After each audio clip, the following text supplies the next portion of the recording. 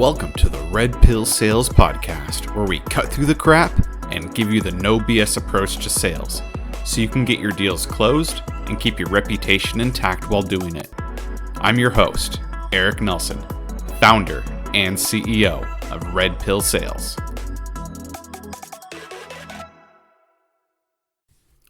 Sell me this pen.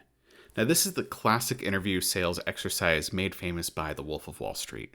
This is also the first exercise that I perform with my students. Now, the true purpose of this exercise is to really see where the salesperson is at with their mindset and how they think. It doesn't matter if it's a pen or if it's a car. It's the same every single time. Now, when I was preparing for this podcast, I did a little YouTube search to see what other people have done with the Sell Me This Pen exercise.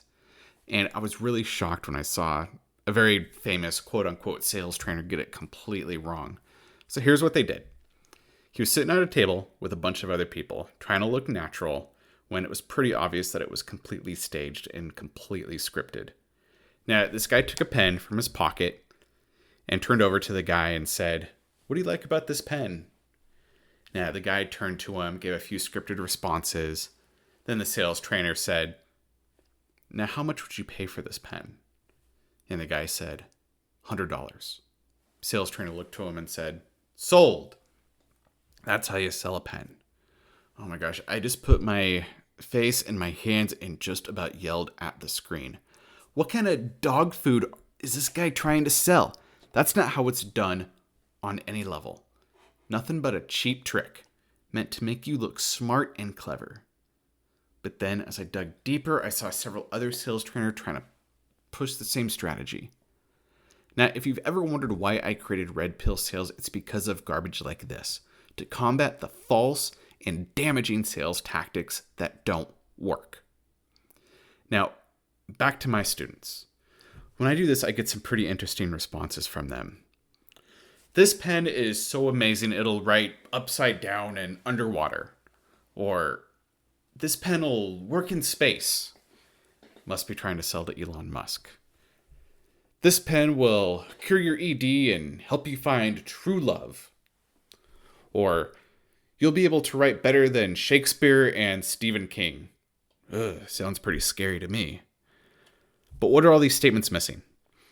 All of these are fancy statements aimed at creating an emotional response in hopes that the prospect will end up buying. Now, what all of these statements are missing is none of them know if the prospect is even in the market for a pen or even likes pens. What if they like pencils? How are you going to know if you never ask? So how do you handle this exercise? It's pretty simple. You ask questions to first gauge interest, and if there's interest, find out what their needs are and what their pain points are. Once needs and pain is established, provide a solution that matches the information your prospect gave you. Now, your goal is to ask enough questions and uncover enough information so that your prospect hands you the keys to the kingdom. They're handing you on a silver platter what they need in order to be closed. Now, here's some questions that you want to ask. Are you currently in the market for a pen?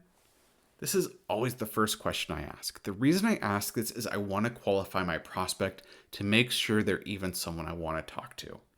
If they say they're not in the market, well, I thank them for their time and I move on to the next prospect. You always want to qualify early and often. That way you're making sure that you're not wasting your time or the prospect's time. And as a salesperson, you want to think of yourself as a detective. You're constantly gathering intelligence to build an airtight case for why what you offer is appropriate or not for your client. So how often have you been looking for a pen? And why are you looking for a pen now? Do you have any special requirements? Do they have some kind of hand disability or injuries that require a special type of pen? Do you have a specific type of pen or style of pen in mind? And what are you going to be using this pen for?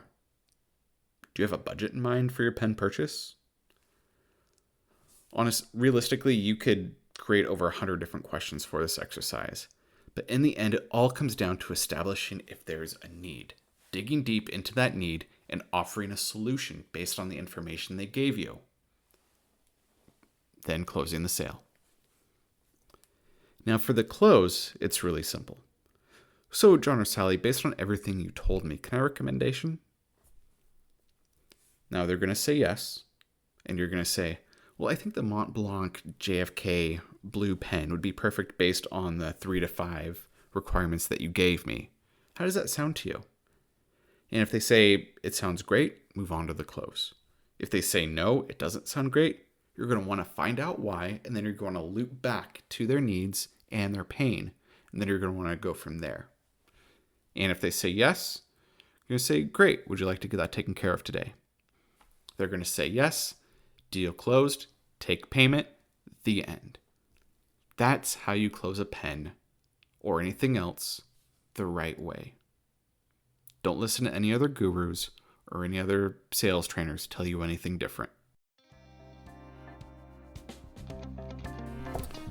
That's it for this Red Pill Sales Podcast.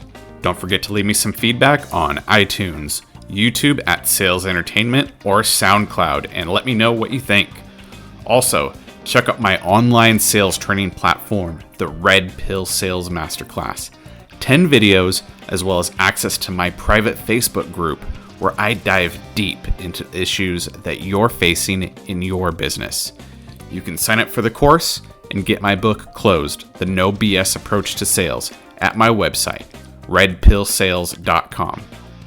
As always, thanks for listening, and I look forward to talking to you next time.